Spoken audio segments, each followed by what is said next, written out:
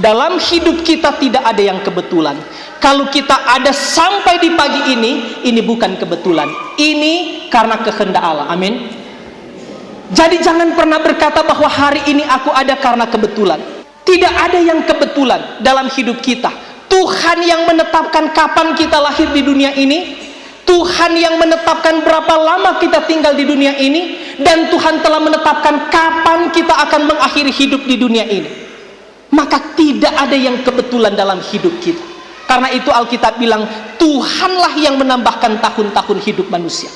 Bahkan saudara bayangkan, hari ini kira-kira penduduk dunia ada 7 miliar. Kira-kira penduduk Indonesia kira-kira 245 juta. Dan penduduk di Sulawesi Utara kira-kira hampir 2 juta. Tidak sampai 2 juta.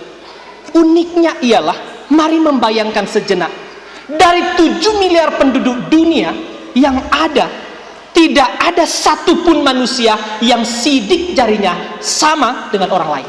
Tidak ada yang sama. Padahal kalau orang taruh kira, orang pe sidik jari, orang pe anak, orang pe suami, orang pe kakak, orang pe orang tua, dapat lihat hampir sama. Mulai dari titik kecil dia berputar-putar.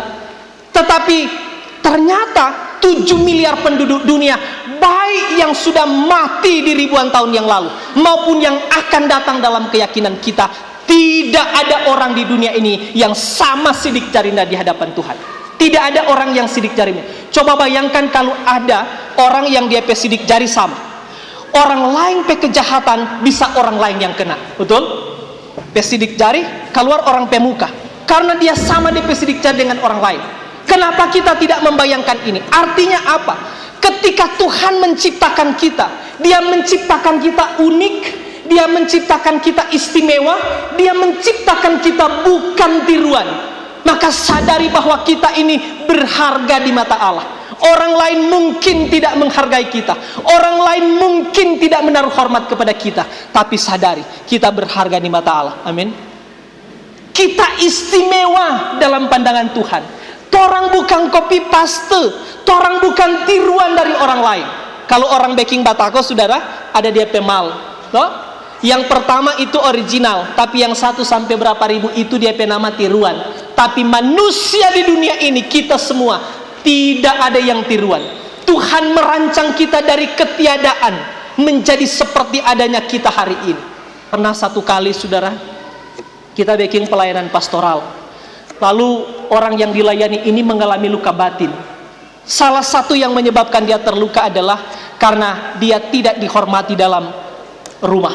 Ayah dan ibunya selalu menyepelekan dia. Dibandingkan dengan saudara-saudara, yang lebih menyakitkan dia adalah karena dia bilang begini, pendeta, kita pe mama kuat dah bilang, kita ini kata sebenarnya kuatnya ndak rencana kong lahir.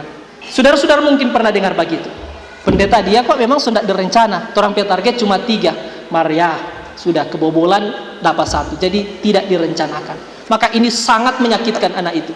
Lalu kita bilang, orang tuamu mungkin tidak merancang engkau, tapi pasti Tuhan merancang engkau. Amin.